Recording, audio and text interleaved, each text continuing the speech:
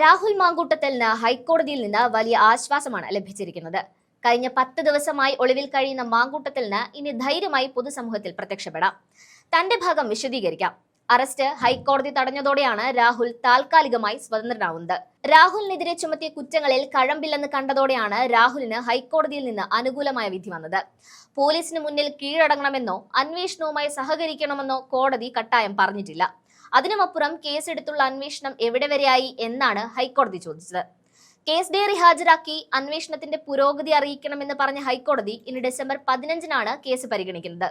ഇവിടെ പരിങ്ങലിലായിരിക്കുന്നത് രാഹുൽ ആരോപണം ഉന്നയിച്ചിരിക്കുന്ന പെൺകുട്ടിയും ജനം ടിവിയുമാണ്. ഹൈക്കോടതിയിൽ ഹർജി സമർപ്പിച്ച രാഹുൽ മാങ്കൂട്ടത്തിൽ ജനം ടിവിക്കുള്ള പങ്കും യുവതിയെ പരാതി നൽകാൻ പ്രേരിപ്പിച്ച ഘടകവും ചൂണ്ടിക്കാട്ടി. ഇത് സംബന്ധിച്ച് തെളിവുകൾ രാഹുൽ കൈമാറിയപ്പോൾ നാണം കെട്ട അവസ്ഥയിലാണ് ജനം ടിവി നിൽക്കുന്നത്. ക്രൂരമായി ബലാത്സംഗം ചെയ്തെന്നും ഗർഭധാരണത്തിന് നിർബന്ധിച്ചെന്നും പിന്നീട് ഗർഭചിത്രത്തിന് പ്രേരിപ്പിച്ചെന്നുമാണ് രാഹുലിനെതിരായ പരാതി. ഈ വകുപ്പുകളെല്ലാം കള്ളമാണെന്നും തനിക്ക് നേരെ കേസ് കെട്ടിച്ചമച്ചതാണെന്നും പറഞ്ഞ രാഹുൽ അത് സാധൂകരിക്കുന്ന തെളിവുകളും നൽകുന്നുണ്ട്.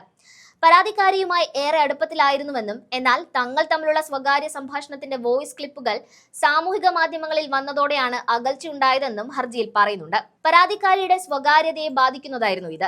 വോയിസ് ക്ലിപ്പുകൾ പുറത്തുവിട്ടത് താനാണെന്ന് പരാതിക്കാരി സംശയിച്ചു. ആരാണ് ഇത് പുറത്തുവിട്ടതെന്ന് കണ്ടെത്തേണ്ടതുണ്ട്. ജോലി ചെയ്തിരുന്ന സ്ഥാപനത്തിൽ നിന്ന് പരാതിക്കാരി കുറെ നാളത്തേക്ക് അവധിയെടുത്തിരുന്നു. തിരികെ പ്രവേശിക്കാൻ എത്തിയപ്പോൾ താനുമായി അടുപ്പത്തിലാണെന്ന് എഴുതി നൽകണമെന്ന് മാനേജ്മെന്റ് ആവശ്യപ്പെട്ടെന്ന് പരാതിക്കാരി പറഞ്ഞിട്ടുണ്ട്. ഇതോടെയാണ് ജനം ടിവി പ്രതിക്കൂട്ടിൽപ്പെട്ടു പോകുന്നത്.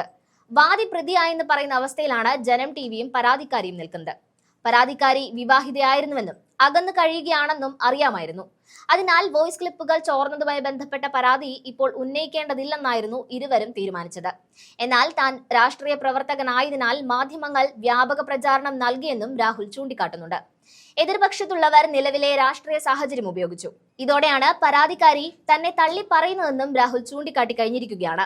തങ്ങൾ തമ്മിൽ നടത്തിയ സംഭാഷണത്തിന്റെ വിവരങ്ങൾ തന്റെ പക്കലുണ്ട്. എന്നാൽ പോലീസ് പിന്നാലെയുള്ളതിനാൽ ഇത് ഹാജരാക്കാനാകുന്നില്ലെന്നും രാഹുലിന്റെ മുൻകൂർ ജാമ്യാപേക്ഷയിൽ പറയുന്നുണ്ട്. ഇതോടെയാണ് രാഹുലിനെ ഇപ്പോൾ അറസ്റ്റ് ചെയ്യേണ്ട ആവശ്യമില്ലെന്ന് കോടതി കട്ടായം പറഞ്ഞത്. രാഷ്ട്രീയ പ്രേരിതമായ അന്വേഷണമാണ് നടക്കുന്നതെന്നും രാഹുൽ മുൻകൂർ ജാമ്യാപേക്ഷയിൽ ആരോപിച്ചിട്ടുണ്ട്. ഏറെ വൈകിയ പരാതി മുഖ്യമന്ത്രിക്ക് നേരിട്ടാണ് നൽകിയത്. ഇതുവരെ എഫ്ഐആറിന്റെയോ മൊഴിയുടെയോ പകർപ്പ് തനിക്ക് ലഭിച്ചിട്ടില്ല. വൈകിയുള്ള പരാതിയിൽ പ്രാഥമിക അന്വേഷണം നടത്തണമെന്ന് സുപ്രീം കോടതി തന്നെ പറഞ്ഞിട്ടുണ്ട്. അന്വേഷണ ഉദ്യോഗസ്ഥന് മുൻപിൽ ഹാജരാകാൻ അവസരം ലഭിച്ചാൽ ഓരോ കാര്യങ്ങളും വിശദീകരിക്കാൻ തയ്യാറാണ്. ഉഭയസമ്മത പ്രകാരമുള്ള ബന്ധത്തിൽ പിന്നീട് വിള്ളലുണ്ടായതിന്റെ പേരിൽ ബലാത്സംഗ കുറ്റം നിലനിൽക്കില്ലെന്ന് സുപ്രീം കോടതി വ്യക്തമാക്കിയതാണ്. നിർബന്ധിത ഗർഭചിത്രത്തിന് ഇരയാക്കി എന്നത് വസ്തുതകളെ തെറ്റായി അവതരിപ്പിക്കാൻ അന്വേഷണ ഏജൻസി പറയുന്നതാണ്. ഇത് സ്ഥാപിക്കുന്ന തെളിവുകൾ തന്റെ പക്കലുണ്ടെന്ന് പറഞ്ഞ രാഹുൽ അതിനാൽ തന്നെ കസ്റ്റഡിയിൽ ചോദ്യം ചെയ്യേണ്ടതില്ലെന്നും അറസ്റ്റ് ചെയ്താൽ ജാമ്യത്തിൽ വിടാൻ ഉത്തരവിടണമെന്നുമാണ് ഹർജിയിൽ രാഹുൽ ആവശ്യപ്പെടുന്നത്. ഈ ആവശ്യവും ഹൈക്കോടതി പരിഗണിച്ചിട്ടുണ്ട്. തിരുവനന്തപുരം സെഷൻസ് കോടതി മുൻകൂർ ജാമ്യ ഹർജി തള്ളിയതിനെ തുടർന്നാണ് രാഹുൽ ഹൈക്കോടതിയെ സമീപിച്ചത്.